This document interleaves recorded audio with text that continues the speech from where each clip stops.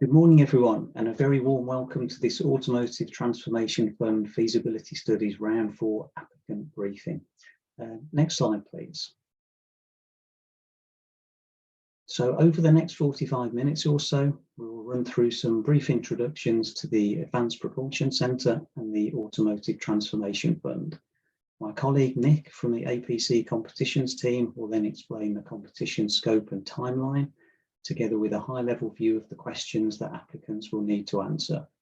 And then Sarah, Portfolio Manager from Innovate UK, will help to explain the competition process and offer guidance accordingly. And finally, we'll have a bit of time for Q&As at the end. We'd encourage you to drop these in the Q&A box that you can see at the bottom of your screen as we go through. And we'll look to close these out at the end of the presentation. The next slide, please. So as I've said already, welcome to the webinar. My name's Chris Harris and I work in the business development team at the APC Advanced Propulsion Centre. The APC was formed in 2013 as an independent company collaborating between the automotive industry and government. Our mission was to help accelerate the journey to a low carbon zero automotive, which is of course now a zero carbon vision. One of the ways that we did that and still continue to do so is by supporting large-scale, late-stage research and development projects for on-vehicle technology. During this journey, it became apparent that to support this, the supply chain for net zero automotive also needed to be supported to grow rapidly. So in June 2020, the Automotive Transformation Fund was launched. For brevity, it's often known by the abbreviation ATF. It has the aim of securing the transformation towards electrifying and decarbonising the UK's auto sector at a scale and pace to help retain the UK's technological leadership position. The fund supports large-scale expenditure projects that are looking to industrialise and scale. There is also R&D funding associated with it, and today we will run through the deployment of one element of this in the feasibility study strand. Next slide, please. So the technologies supported by the ATF can be seen on this slide. Effectively, they're the core components required for zero emission propulsion systems.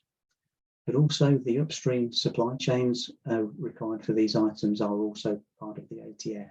That could be mineral extractions, processing, materials in general, components, sub-assemblies, assemblies, and the like. This is all about targeted funding to build long-term UK capability. And the aim is to make the UK sustainable and competitive in the long term. And to do this, we need to ensure we have a resilient, reliable, cost-competitive material supply chain. Just for clarity, the ATF does not cover vehicle assembly. Next slide, please. Of course, no two projects are the same, so the elements needed from APC side, from ATF side, tailored to suit on a project-by-project basis. We're here to support and help throughout the process. At the application stage, myself and my other colleagues in the business development team are here to assist you. And then for those projects that are successfully awarded, our colleagues in the APC competitions and projects team will guide you through the post-award elements and take you on that journey through the project. One really practical piece of advice if you're looking for supporting evidence for your project application is to check the insights and roadmap information on the APC website. For example, we publish quarterly demand reports on components and materials for electrification, and we did publish our latest report on that this week. But there are also value chain reports on power electronics and fuel cells available amongst many other resources. Also, sites such as Faraday Institution have great resources to tap into. Next slide, please.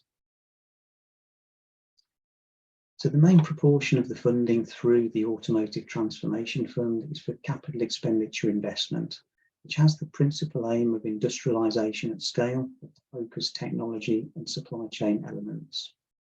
And several investments around this have already been supported to date that you may have seen in the press. In terms of R&D funding, you can see the details around scale-up readiness validation.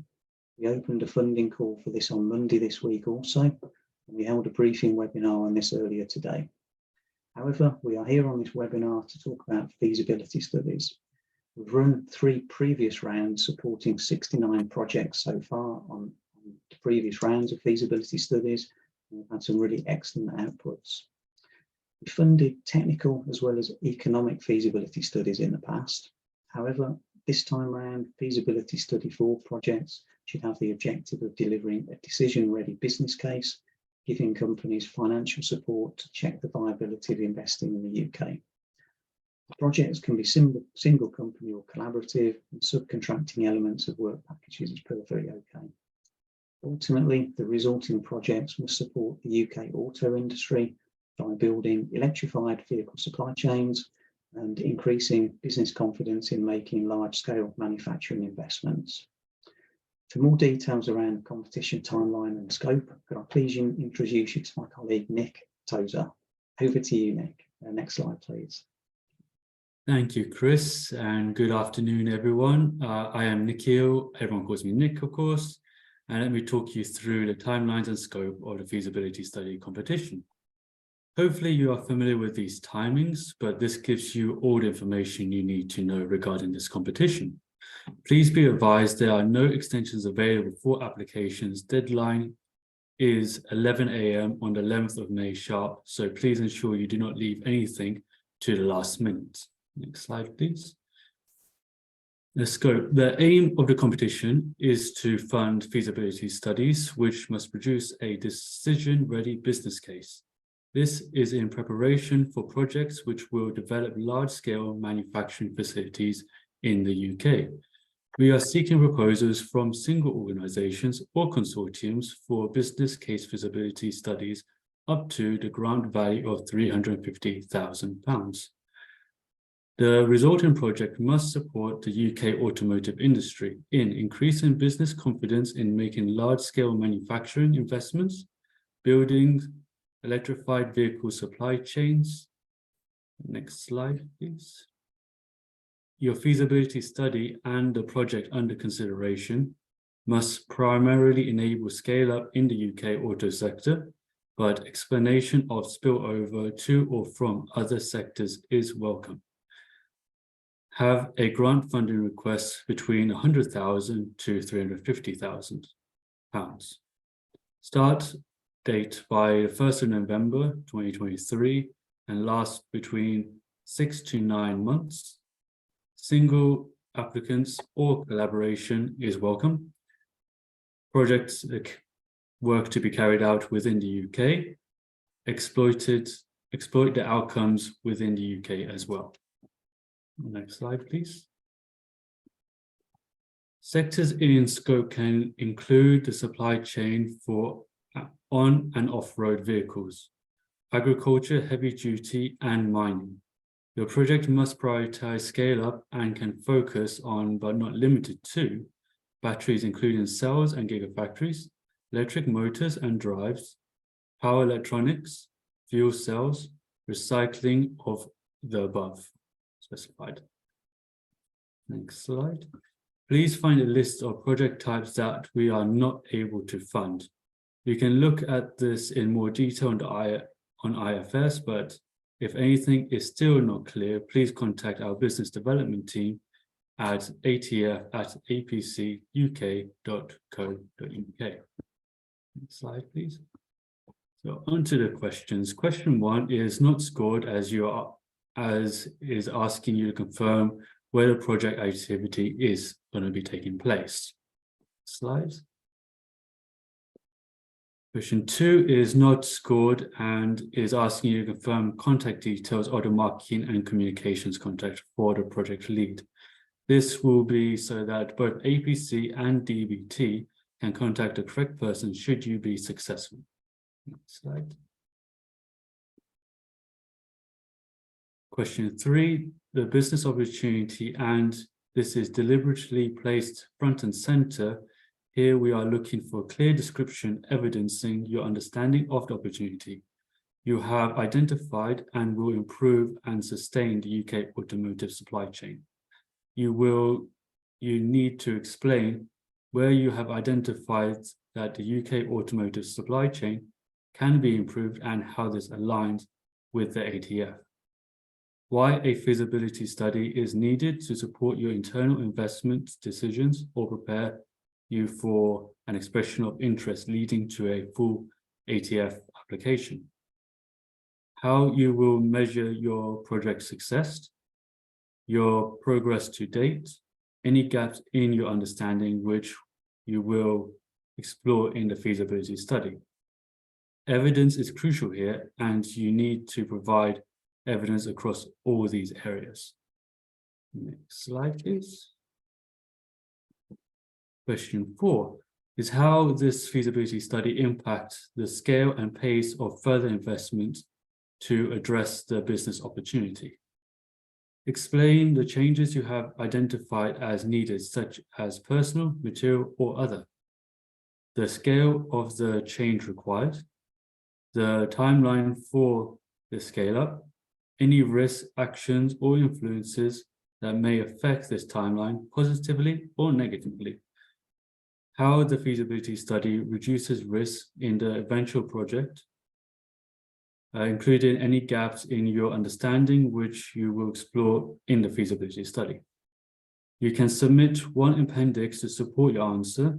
This should include an overview of your available resources, specifically personal and capital assets to deliver this project. Next slide, please. Question 5, technology and processes. Here you want to address what technical areas will the feasibility study address and how these relate to the business opportunity. Explain the technology or process in detail, detailing its origins, maturity, and readiness for scale-up. Your detailed project plan for delivery of FS4, the current best-in-class, how this and overall UK capability compares before and after your project. The background intellectual property, IP, you are taking into the project, or the IP the project will create. Any gaps in your understanding or capability which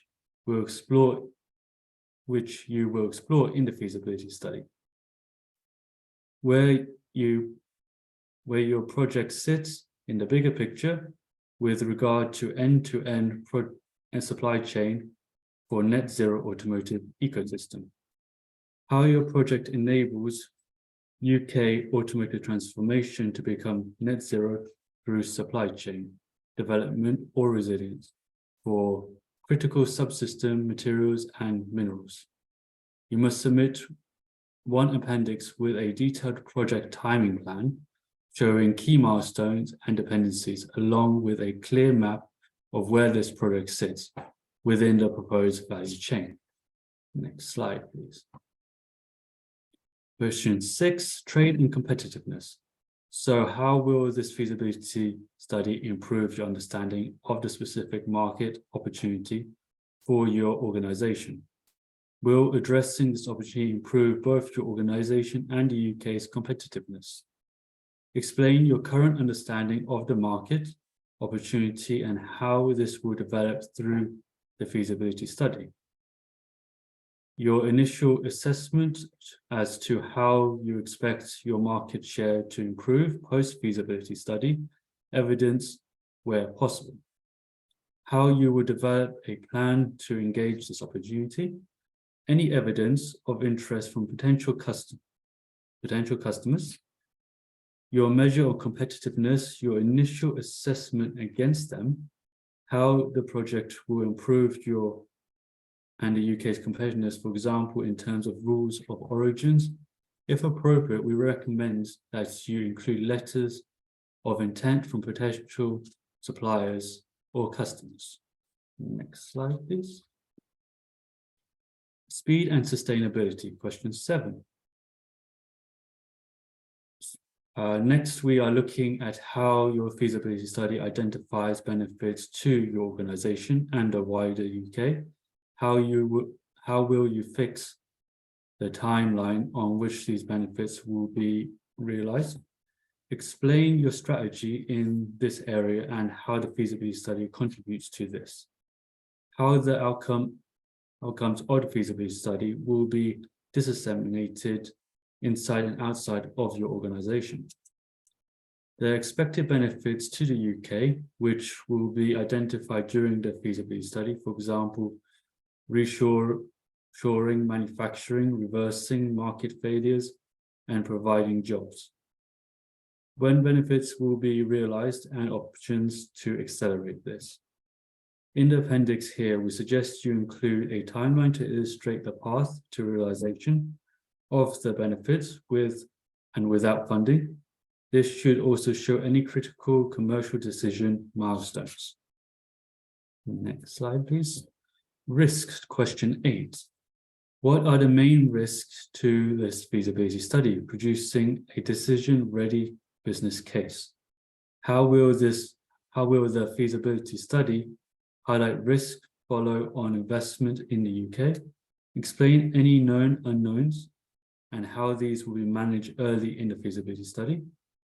Decision points and evaluation gates employed during the feasibility study, including the final evaluation against success criteria. How the support internal and external partners will be used to achieve a compelling business case. The overall context, internally and externally, how the feasibility study will be used to reduce the risk in the project delivery. You must submit a risk register as an appendix to support your answer. Make sure you give this ample attention. It is not a box ticking exercise, but an integral part, of you demonstrating your organization and therefore the project's credibility. Ensure it is developed by someone who is experienced in risk management. On to question 9. Costs. Lastly, we arrive at cost. How much will the feasibility study cost? In terms of feasibility study goals, explain the total eligible cost, the grant you are requesting, and why this amount required to deliver this project, how each partner will finance their contributions to the feasibility study, the balance of costs and grant across the partners, the balance of costs and grants across the partners, if applicable, any subcontracted costs and why they are critical to the feasibility study. If you can split this down across the partners and by cost category, and link the cost to your work packages in the project plan. Now I'd like to hand over to colleague Sarah from Innovate UK. Thanks for that, Nick. So we'll now have a look through the competition process. Throughout this section, I'm going to be referring to different YouTube videos that are available for you to watch on the link provided in the chat box, which I am just posting now.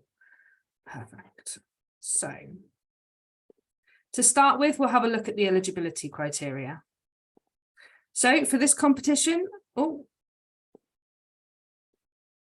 there it is. Sorry. So for this competition, to lead a project or work alone, your organisation must be a UK registered business of any size, request grant funding, carry out its project work in the UK, and intend to exploit the results from or in the UK.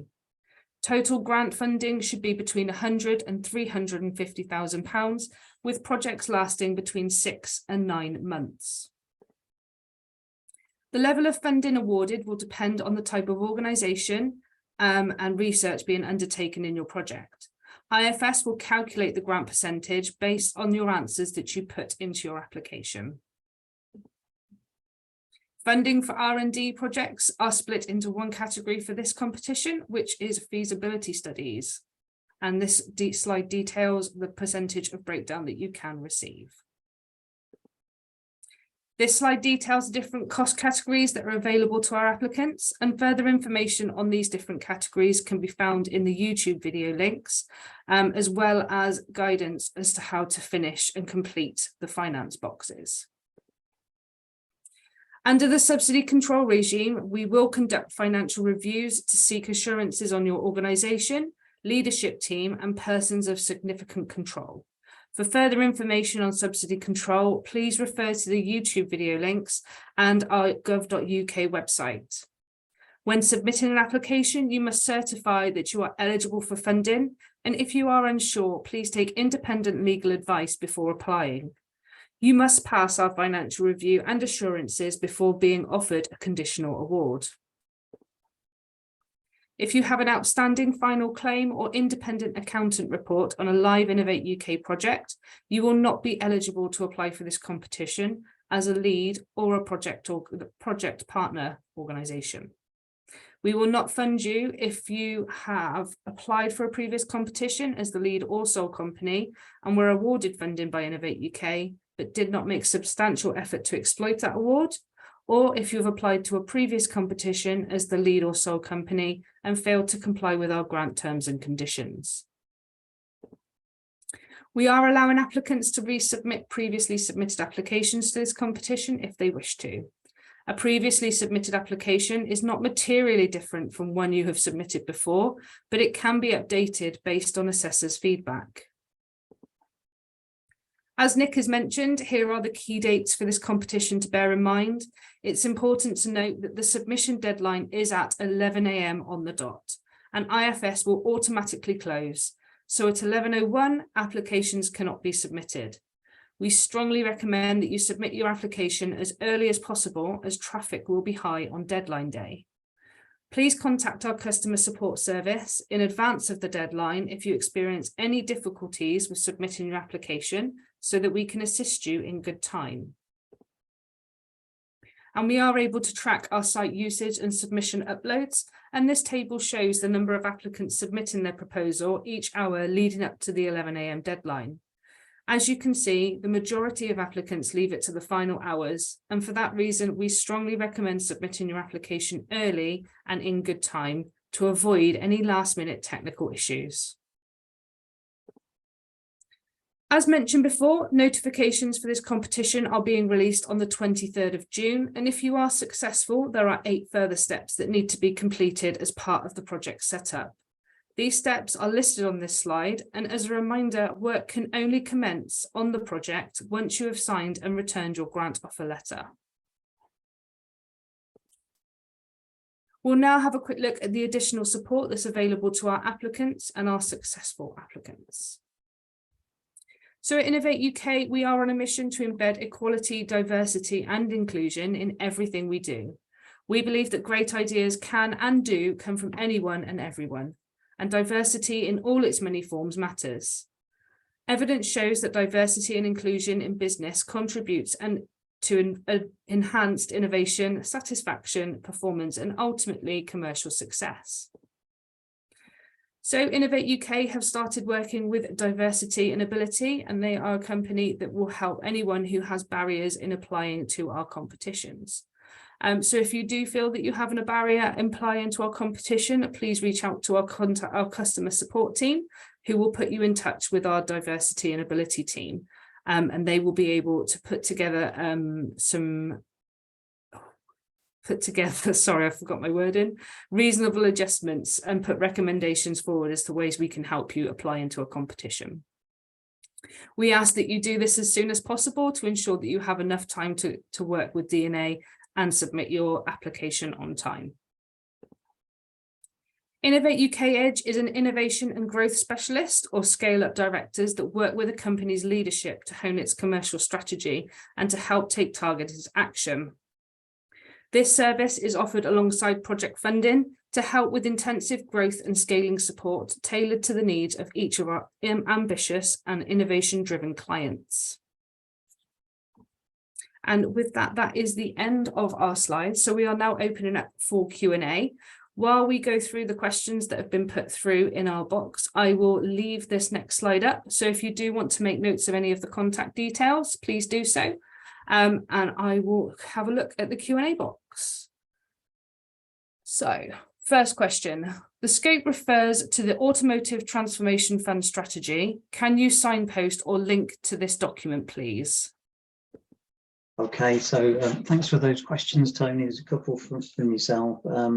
So the link that's provided in the competition page links to the APC website, and that is the correct link.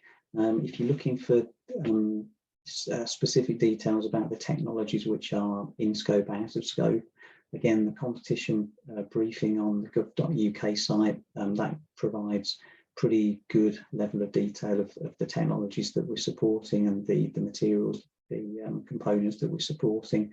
If in doubt, get in touch at the ATF at apcuk.co.uk website email address, and we'll get back to you and answer specific questions. Thanks for that, Chris. Will studies that produce positive outcomes be encouraged to apply for further ATF support? Okay, good question. I think it's very much depends on the applicants themselves and the outcome of the business case. I mean, if it's a positive outcome, then undoubtedly the company would like to move forwards. But whether that involves further ATF support or not, I guess that depends on those kind of conversations that you'll have. I mean, the one thing that I would say is that the APC and the ATF team, we're here as always to advise and guide, you know, whether it's pre-project, during project, post-project. So there's lots of opportunities to have those kind of conversations throughout the project duration, and find a suitable vehicle method to help further beyond the end of the project. Thanks for that, Chris. Is the meeting being recorded and shared later? Yes, this session is being recorded and it will be added to our IFS site after this session once the recording's available. So it will be on IFS later on, hopefully today.